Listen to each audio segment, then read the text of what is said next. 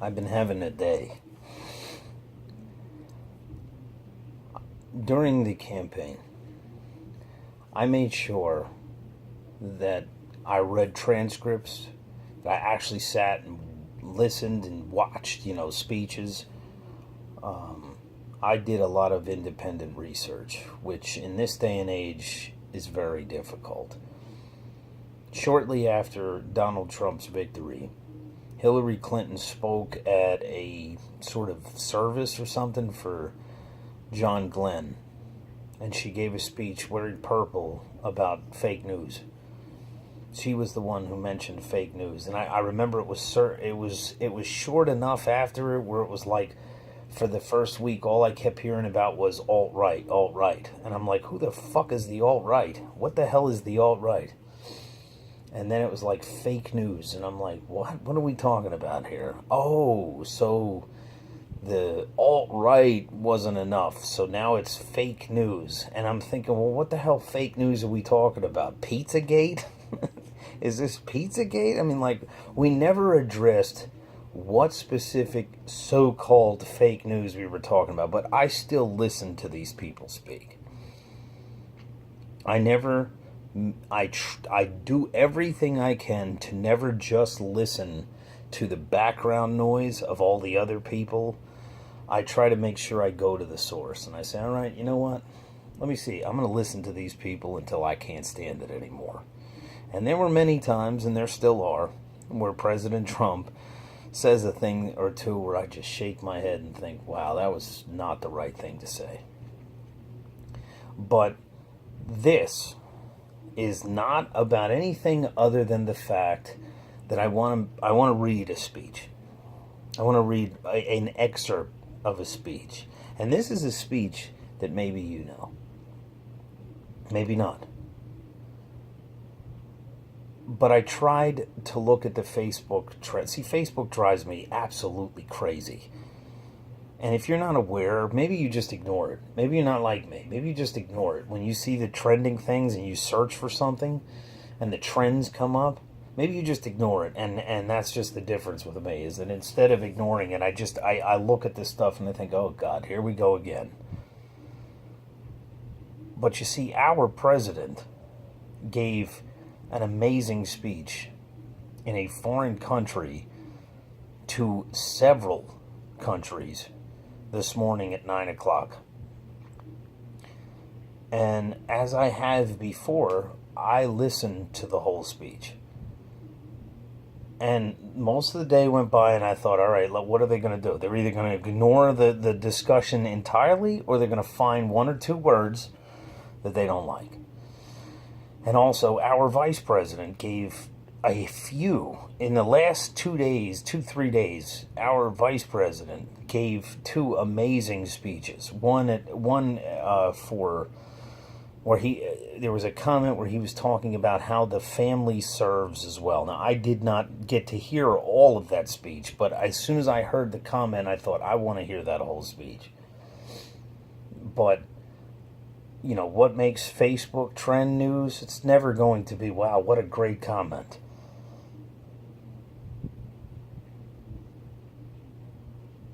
So, try to comment when you see a trend like that. Do me a favor. Go to Facebook. I apologize for even suggesting this. Go to the Facebook search. Now, I have no idea what it looks like specifically in Apple, but in Android, you go to Facebook, you go up to the little magnifying glass on the top, tap it. Don't put anything in, just tap it, and you will see the trends come up. Now, what I want you to see is, how can you interact with the top headline trend? How can you interact? If you've gone there and tried that, or you knew the answer to this already, the only option you have is to share it. You can't comment on it. You can't flag it. You can't do anything. You can't do anything. It's just there. And all you can do is share it. Then you go down and you can see comments, and you can do this and you can do that, and you can go back and forth. But I want to address that in light of this. These words. For too many of us, it's become safer to retreat into our own bubbles. Whether in our neighborhoods, campuses, or places of worship, or our social media feeds. See, I listened to this speech, but that's why I remembered this, and I thought, you know what? I remember thinking this then. I'm reminded of this all the time. Surrounded by people who look like us, share the same political outlook, and never challenge our assumptions. That would be collective trend-type assumptions. The rise of naked partisanship, increasing economic and regional stratification, and the splintering of our media into a channel for every taste. All this makes this, wow, he really said that? All this makes this great sorting seem natural, even inevitable.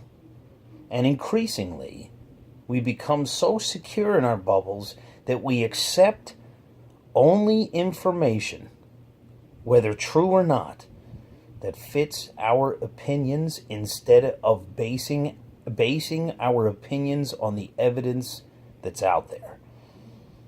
This trend represents a third threat to our democracy. Without some common baseline of facts, without a willingness to admit new information and concede that your opponent is making a fair point, and that science and reason matter, we keep talking past each other, making common ground and compromise impossible. See, if you cannot thumbs down or comment on any trending post on any kind of social media, I just want to understand how anybody can admit new information and challenge a political narrative in social media. See, YouTube is still part of the social media, and YouTube has some serious flaws. But Facebook is still a breeding ground for polarized, partisan, biased, uncompromising views. Uncompromising. When you get to the first the first article in the trend that you can actually comment on, it's usually somebody's commentary of the articles that they can't do anything but share. Because the share brings you to like an outside source, but you can't interact with it in any way. See, I got Facebook in the first place for people that I knew and know that I had sort of lost touch with. Like, the phone numbers weren't enough at the time. MySpace we had before.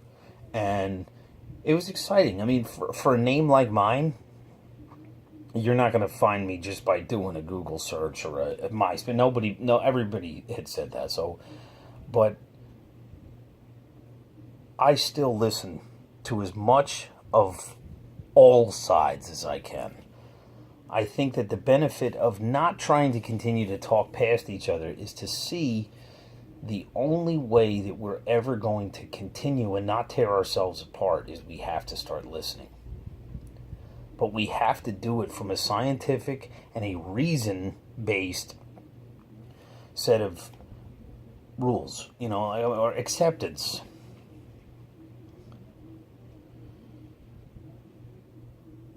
But you have to accept new information.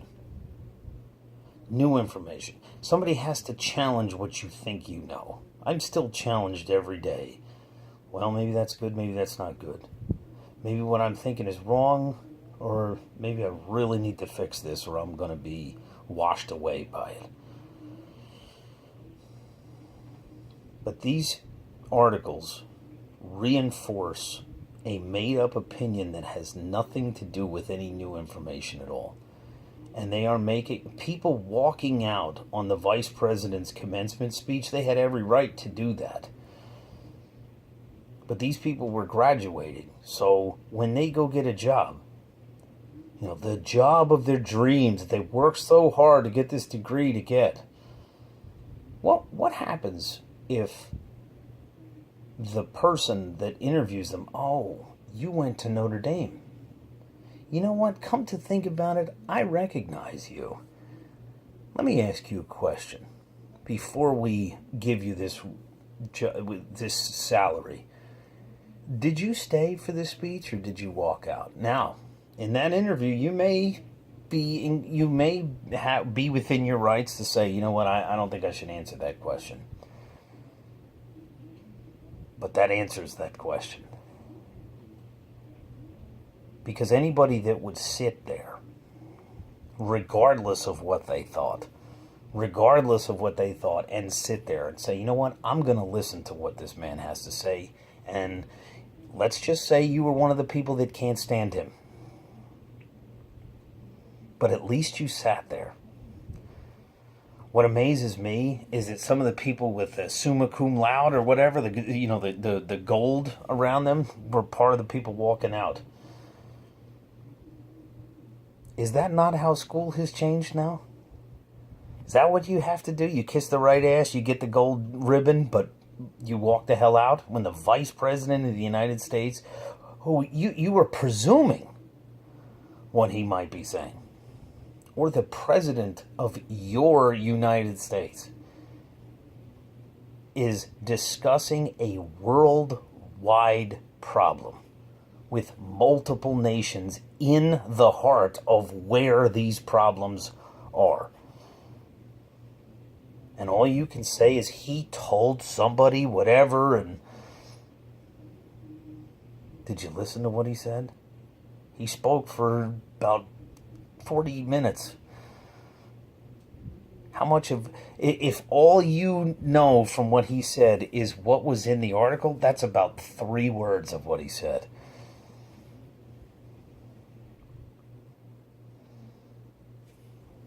I'm going back to the speech here. Politics is a battle of ideas. In the course of a healthy debate, we'll prioritize different goals and the different means of reaching them. But without some common baseline of facts, without a willingness to admit new information and concede that your opponent is making a fair point, and that the science and matter and reason matter, we'll keep talking past each other, making common ground and compromise impossible. There are people out there that last part is exactly what they want. There are people out there. There are people in positions of power, and not necessarily political positions, but money power. That's what they really want. No compromise. No common ground. See, back to the other point, I remember nodding my head. And I remember how easily people at the time were thinking, you know what? He's talking about Fox News. But you know, what President Obama was saying when he said that in Chicago is equally relevant to every other bit of news that you consume and you pass around and share, possibly without even reading the full extent of the article. And certainly in most cases without listening to the full speech.